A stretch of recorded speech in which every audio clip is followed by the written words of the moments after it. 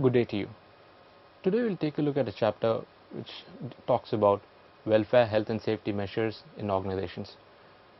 The statutory legislations lay down a common minimum platform wherein the organizations should follow certain measures for the benefit of its employees.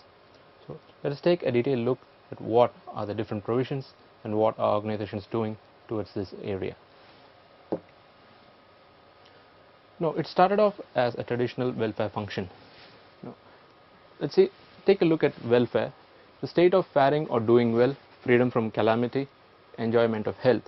This implies efforts to improve the conditions of living for a group of employees or workers. It was always aimed at improving the conditions of living for a group of workers.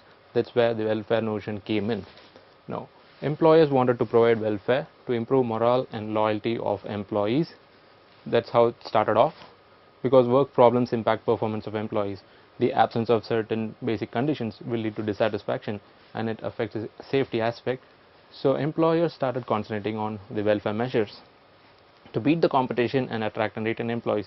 This was seen as an avenue to beat your competitors and retain employees based on the environmental conditions and the work conditions. If it's better than your competitor, they'll stick to you. That was the idea. As CSR towards employees, as corporate social responsibility measure towards employees. Now let's take a look at occupational health. Now, occupational health programs typically involve identifying actual or potentially hazardous substances, conditions or processes which might affect your workforce.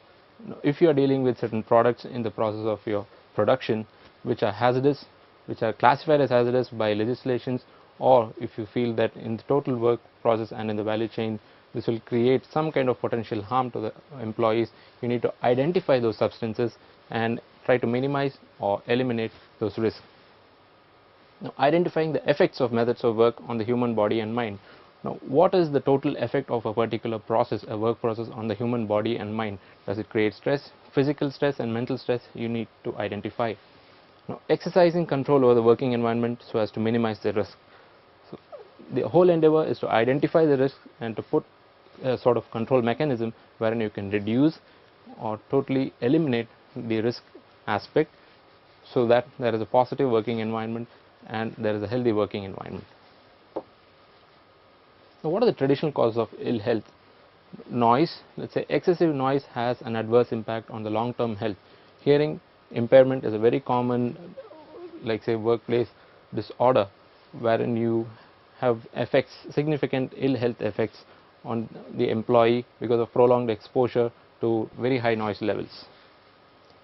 General environmental hygiene, let's say the temperature, the work temperature in the work environment, or the ventilation, hygiene and the basic sanitary measures always has a significant impact, and the lack of these measures will have certain negative impacts. Now, hazardous substances and work related diseases, as I mentioned earlier, you need to identify what are the hazardous substances if in case it is involved in your production process, and what are the work related diseases. Say for example, is it asbestosis or silicosis? You need to identify any particular disease which might be as a result of your production process. Now, manual handling operations, say in the construction industry, or say for example manual laborers, they do a lot of lifting. So what is the impact of this kind of lifting on their backs? What is the long-term prospects, and what are the ways in which you can reduce the possibility of any workplace accident? So you need to evaluate and identify the areas of high risk areas and reduce the pain points for the workers. Use of computer workstations. Now, this is the modern age wherein everybody has to use a computer, and invariably from 9 to 5 you end up using the computer without being aware as to what your posture is, what you're doing. It causes a strain on your eyes, your lower back and your shoulders. So most of the modern diseases, or let's say the cause for ill health, is related to the use of a computer. So measures have to be taken to identify technology and providing the right equipments to reduce this kind of ill health at the workplace. And coming to the last one, maternity. It's one of the reasons why you have a special risk group. Women, you need to identify what are the causes of discomfort for them during their maternity period. When they are having a point in time, you need to provide special care for them so as to eliminate any kind of risk involved in the workplace. Now, As an organization, you need to have an occupational health policy, and what are the elements to be provided in this occupational health policy? Hazard minimization. Identify the hazards and have strategies to minimize those particular hazards.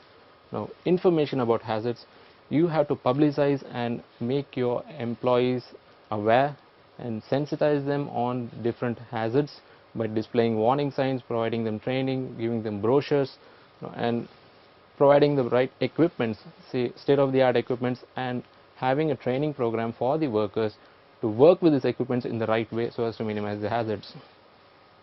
As I said, training in the use of equipment, employers' responsibilities and employees' responsibilities, what you as an employer have to do to increase the welfare, health and safety aspects, and what are the employees' responsibilities. The monitoring of occupational health, from a periodical point of view, you have to carry out certain tests, medical tests for your employees to monitor their health levels so as to keep a check on the overall health of your workforce. Moving on. Now, absenteeism is a typical problem wherein the production goes down. So what are the normal causes, say for example, not related to your workplace accidents, but in general, what are the causes? Let's say employee absence can be of the following types, say maternity leave in case of women, paternity leave for men, and parental leave just in case for taking care of children up to a certain minimum age, and reasonable time off to handle, say let's say there is a death in the family. Most of the organizations have a bereavement policy wherein you need to handle such situations. The employee must take a couple of days off. So you need to provide for these kind of leave policies so as to have a positive impact on the employee's mind and support him in his career. Now let's say what is the absence procedure, what needs to be done to maintain an effective work practice. Now employees by right should notify their absence to their line managers, in the worst case to the HR department. So complete an absence form and return to work. As and when they return, they should fill up an absence form providing the details of their absence and what is the reason behind it.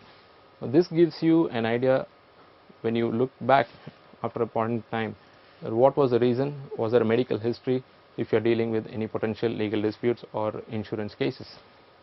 Now if it's a case of sick leave, he has to produce medical certificate and to be certified by your company doctor.